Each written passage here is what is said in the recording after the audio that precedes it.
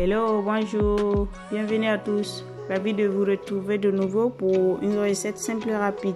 Aujourd'hui, une pâte de gingembre et d'ail pour nous aider dans la cuisine. Dans les gousses d'ail, c'est 6 gousses d'ail. J'ai nettoyé, j'ai enlevé la peau. Maintenant, je retire les germes au milieu. Donc, je découpe en deux et j'essaie de retirer les germes qui sont un peu indigestes. Donc,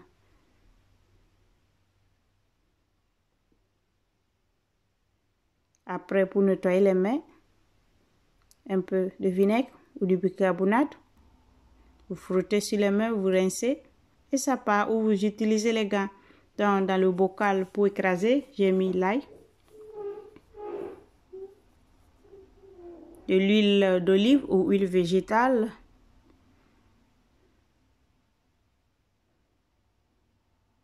donc je mets l'huile suffisamment pour pouvoir écraser. J'ai divisé l'ail en deux comme c'est trop, et une racine de gingembre que j'ai enlevé la peau. J'ajoute du sel.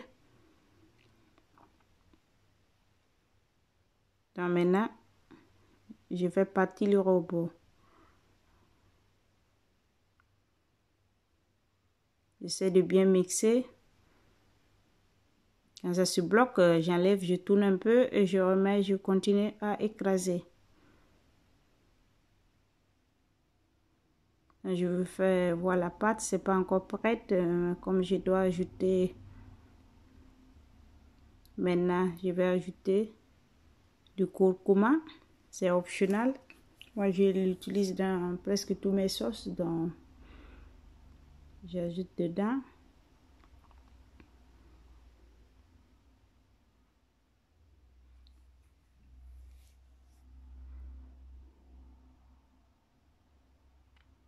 Et j'écrase de nouveau. Et ça, c'est la pâte homogène que je vais remplir dans un bocal en vitre. Excusez le réflexe du micro-ondes.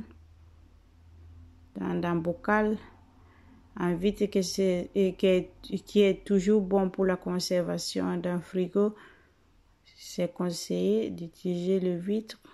Donc, j'ai rempli.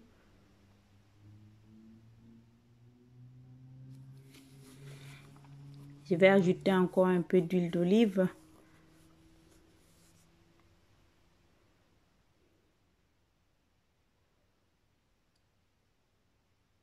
Et c'est tout. Ceux qui connaissent du beurre de karité, on dirait la couleur, on dirait du beurre de karité. Donc vous voyez, c'est bien beau à voir. Et très bon dans les sauces. Donc dans les sauces, les soupes, les grillades de viande, de poisson.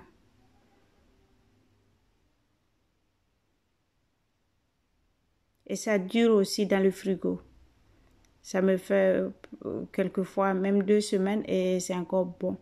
Si vous le mettez dans les bocals comme ça, vous fermez hermétiquement et ça dure.